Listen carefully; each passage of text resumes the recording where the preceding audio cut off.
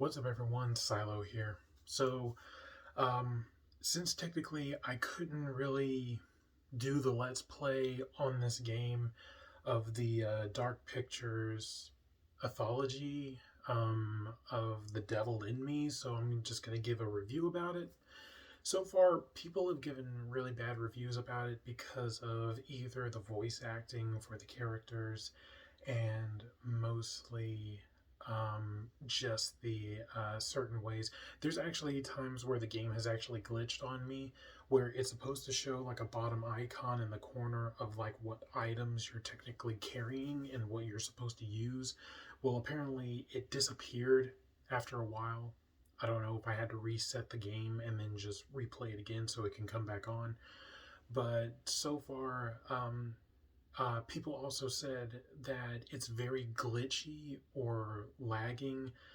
I think it only depends upon internet connection and stuff if you're going to do a two-player for the game. So anyways, this review is technically going to be talking about the game itself.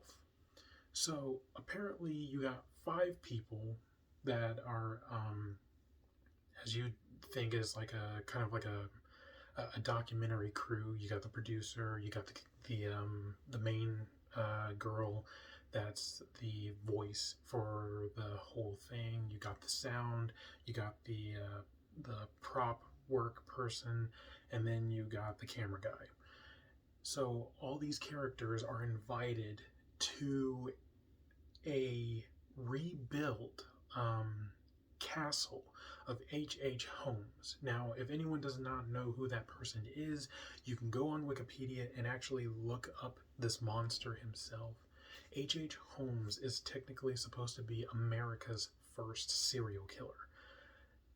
Technically, he did build a castle-like building in Chicago.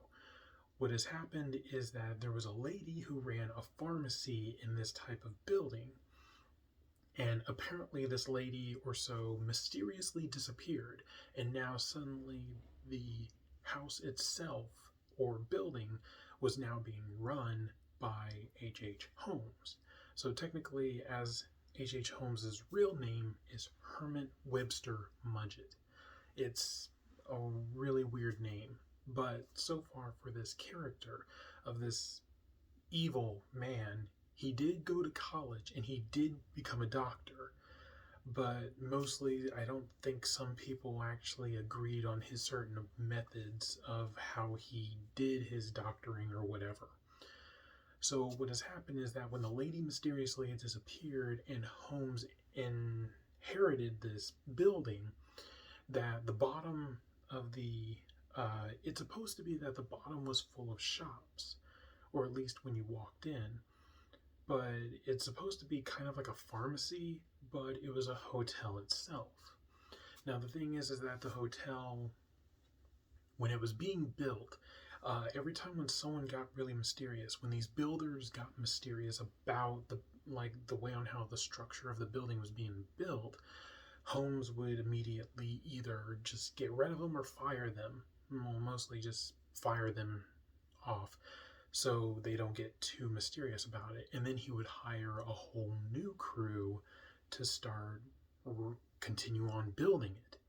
There would be doorways that would have walls. There would be rooms that would be locked from the outside.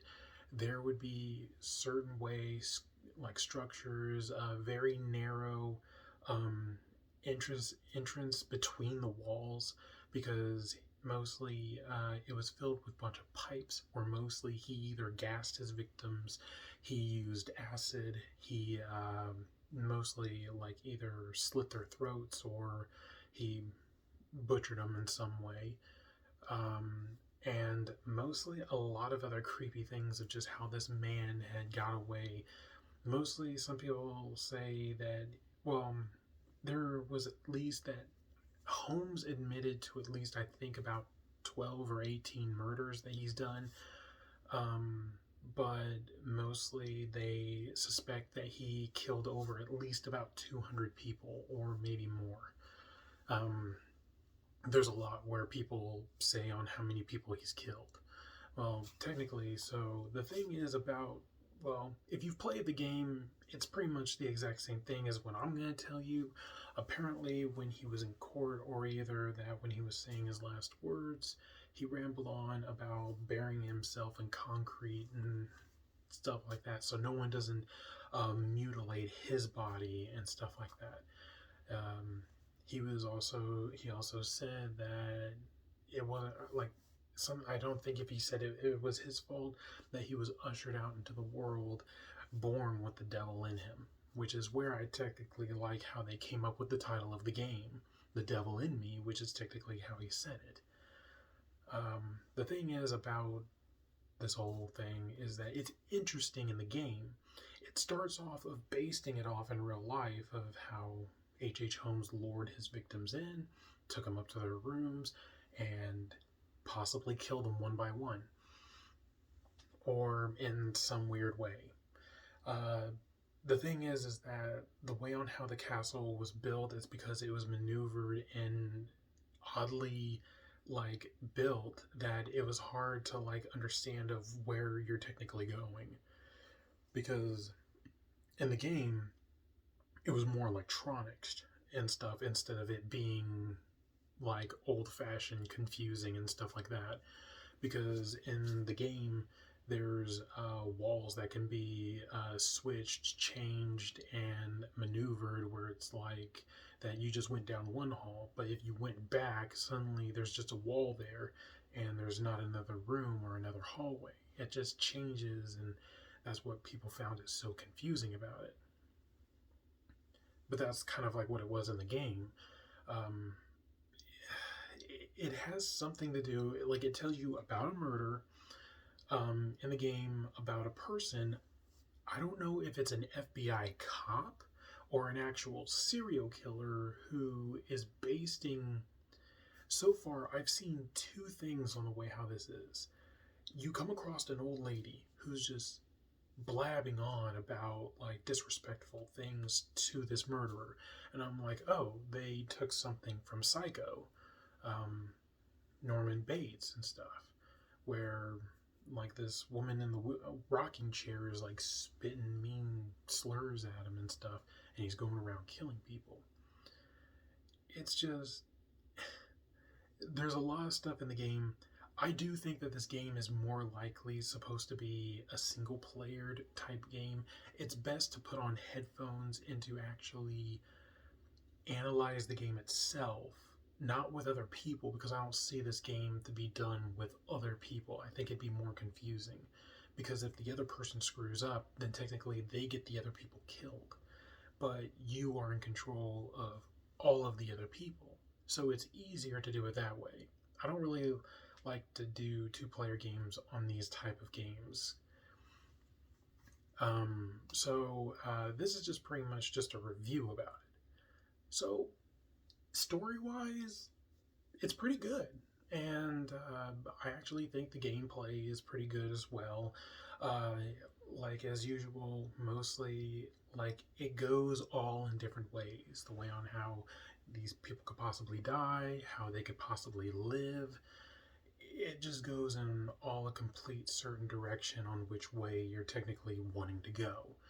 And it's definitely mostly of just keeping track of what you're using and what you need to hold on to and stuff. So it's a good game to play as all the other dark pictured gameplays. It's just like, I thought this was going to be the last one, but apparently they're either doing an acting one or a sci-fi one, depending on the picture. But if you come across, you will find like maybe another picture that they will be doing another game. I thought this was going to be the final one, but apparently it's not. So depending upon a lot of these dark picture type video games, they are actually fun to play, and they are fun to, I'd say, if you want, it'd be better to have a group of people watch you play the game as they're just watching it itself, because it's just like a movie. And that's what I like about these type of games, is that they're interesting, they're fun, because you get to choose on which way you need to go, which path you need to take. And of course, like, just deciding upon the fates. I'm not saying, like, in a weird way of, like, oh, like, these people's lives are in my hands. Well, literally in your hand. But it's a good kind of version of what you would think you'd go through, because the first one started off as like a ghost ship, but technically it was actually more of a type of gas. Like, the ship wasn't ghost, it was just hallucinating from the gas that was on the ship. The second one, Little Hope. Little Hope had to do with um, Little Hope mostly had someone who was traumatized years ago and goes through a town and relives a horrible time, or at least seeing monsters, but technically from the past. But that's technically what it was, is just being haunted by your past, is what it was. And so it's like, you got a ghost ship, you had something that, and then the second one, you had something to do that had to do with either the devil, witchcraft, and monsters or dead people coming back to life. And then the third one had something to do about the military. The third one,